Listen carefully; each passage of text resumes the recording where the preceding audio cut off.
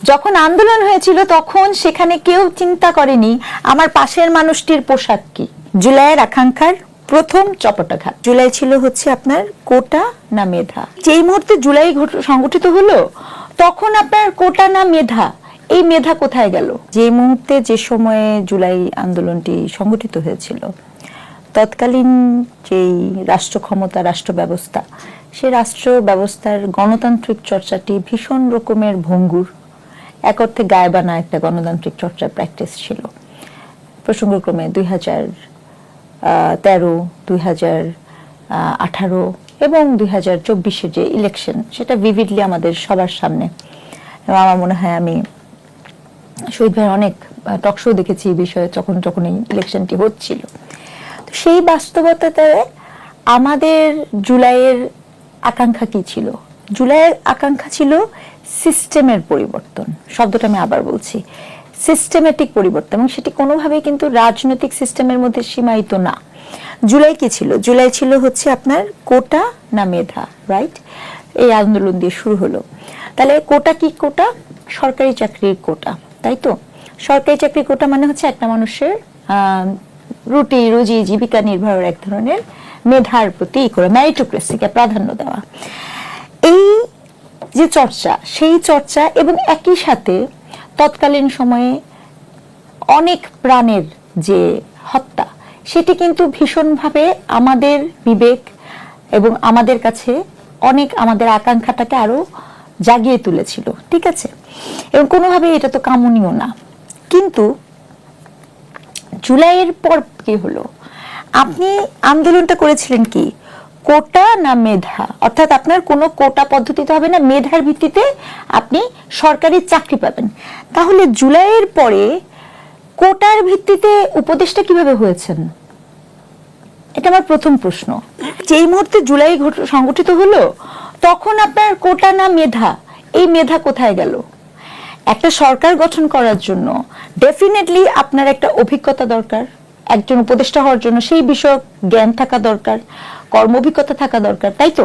তাহলে আমার প্রশ্ন হচ্ছে যে আপনি যদি একটু ধরে ধরে দেখেন, যেই গভর্নমেন্টই গঠন করা হলো সেই গভর্নমেন্টই ইদার হয়ে গেল শিক্ষার্থী সংগঠনের কোটা, অথবা হয়ে গেল হচ্ছে এনজিও গ্রাম, কথাটা অনেকে বলে, হ্যাঁ, এনজিও গ্রাম কোটা, হ্যাঁ, আমি মানে অর্থাৎ এনজিও ভিত্তিক কোটা।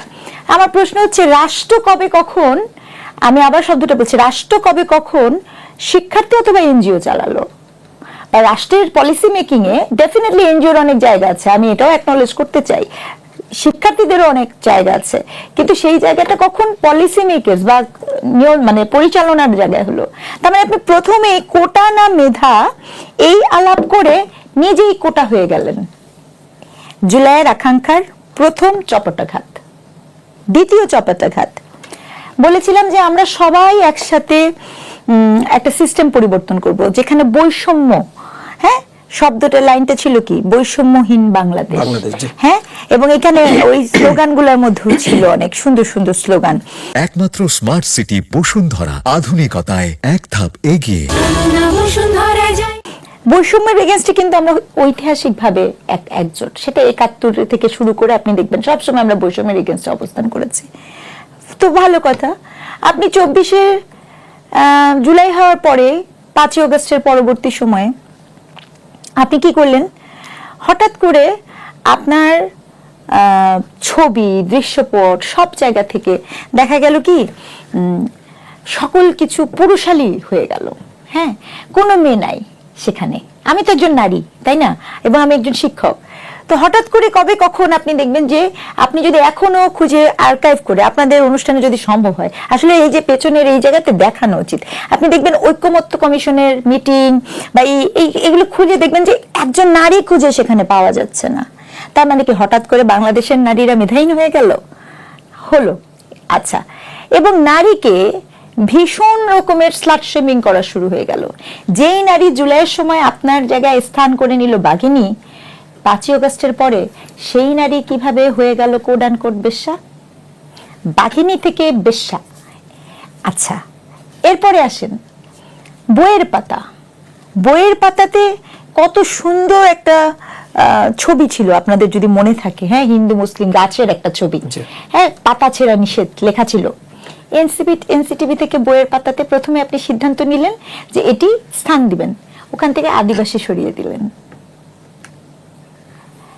এরপরে আসেন, যখন আন্দোলন হয়েছিল তখন সেখানে কেউ চিন্তা করেনি আমার পাশের মানুষটির পোশাক কি, আমার ডান পাশের মানুষটি কি হিজাব পরেন, টুপি পরেন, বা বাঁ পাশের মানুষটা কি প্যান্ট শার্ট পরেন, টিপ পরেন, এইসব কোনো কিছু হয়নি।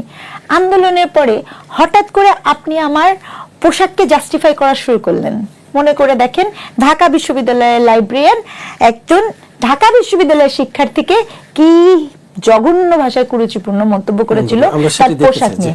মাঝারগুলোর দিকে তাকায় দেখেন, ঠিক আছে, অবশ্যই মাঝারে বিভিন্ন সময়, শুধু মাঝার না, ধর্ম প্রতিষ্ঠানে আক্রমণ হয়, কিন্তু আপনার হিউম্যান রাইট ওয়াচের রিপোর্ট অনুযায়ী 2024-এর 5ই আগস্টের পরবর্তী সময় থেকে 26-এর জানুয়ারি পর্যন্ত 101টি মাঝারে আক্রমণ করা হয়েছে।